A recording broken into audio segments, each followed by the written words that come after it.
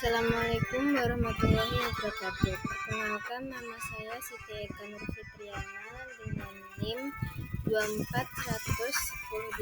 Di sini saya akan menjawab beberapa pertanyaan dari buku Aswaja 1. Di sini ada perbedaan aliran Aswaja dan aliran non-Aswaja. Yang pertama, perbedaan Aswaja dengan Khawarij dalam akidah. Nah, di dalam Aswaja, setiap orang yang berdosa baik, besar maupun kecil, tidak mengeluarkannya dari Islam. Sedangkan dalam Khawarij dalam akidah, setiap orang yang berbuat dosa dianggap kafir dan kekal di neraka. Selanjutnya ada dalam siasah atau pengaturan pemerintah. Nah, di sini Aswaja Khalifah harus memenuhi syarat, yaitu salah satunya adalah dari suku Quraisy. Terus ada mengangkat pemimpin itu wajib dan haram membelot dari kepemimpinan. Sedangkan perbedaan di dalam Khawarij dalam siasat atau pengaturan pemerintah, yaitu Khalifah tidak harus dari Quraisy. Yang kedua, mengangkat pemimpin itu wajib dan tidak boleh membelot dari pemimpin yang dirasa tidak baik. Yang kedua ada perbedaan Aswaja dan Syiah dalam kepemimpinan. Nah, perbedaannya di sini Aswaja menjunjung tinggi keadilan dan kesetaraan.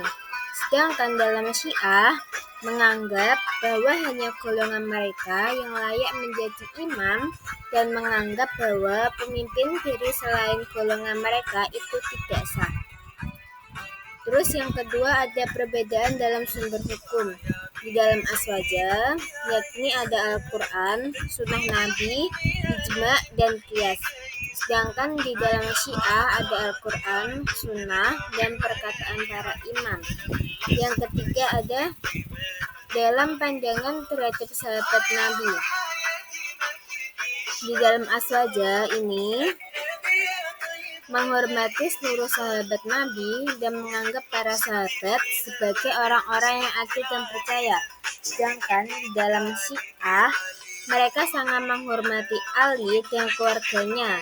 Namun, sebagian Syiah mengkritik atau bahkan mencela sahabat Nabi. Selanjutnya yang keempat ada perbedaan dalam kemunculan Imam Mahdi. Di dalam Aswaja, Imam Mahdi merupakan sosok yang memimpin umat manusia pada akhir zaman dan berasal dari keturunan Nabi Muhammad SAW. Sedangkan di dalam Syiah, kemunculan Imam Mahdi meyakini bahwa imam mereka yang ke-12 masih hidup dan akan kembali untuk menegakkan keadilan muka bumi. Yang ketiga ada perbedaan Aswaja dan Mu'tazilah dalam At-Tauhid. Aswaja dalam At-Tauhid meyakini bahwa sifat ma'ani Allah sebagai ummahat as-sifat. Sedangkan Mu'tazilah dalam At-Tauhid yakni menafkahkan sifat ma'ani Allah dan menganggap orang yang meyakini sifat ma'ani lebih kafir dari orang Nasrani.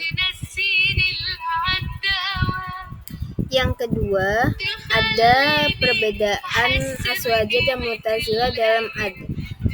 Di sini Aswaja yakni keadilan Allah diwujudkan sesuai kehendaknya.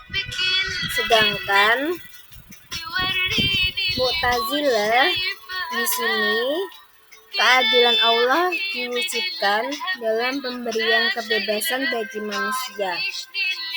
Yang ketiga ada perbedaan Aswaja dan Mu'tazilah dalam Al-Wa'id wal Wa'id.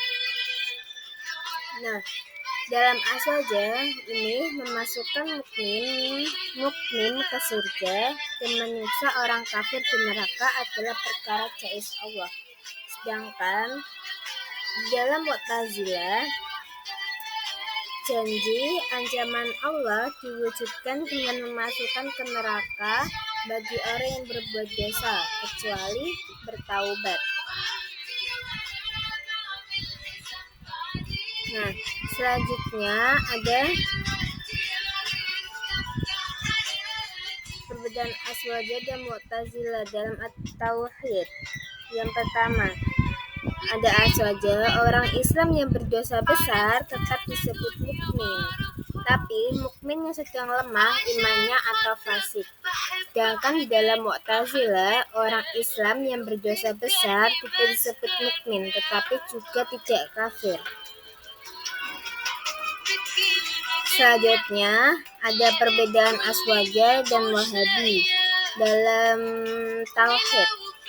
Nah, di sini Aswaja tidak ada pembagian tauhid. Terus yang kedua ada tidak ada yang serupa dengan Allah, dia adalah zat yang maha melihat dan mendengar. Sedangkan di dalam Wahabi dalam tauhid, yakni Wahabi membagi tauhid menjadi 3 bagian, yaitu tauhid rububiyah, tauhid uluhiyah, dan tauhid asma wa al-sifat. Yang kedua ada meyakini Allah berbentuk jisim dan bertempat.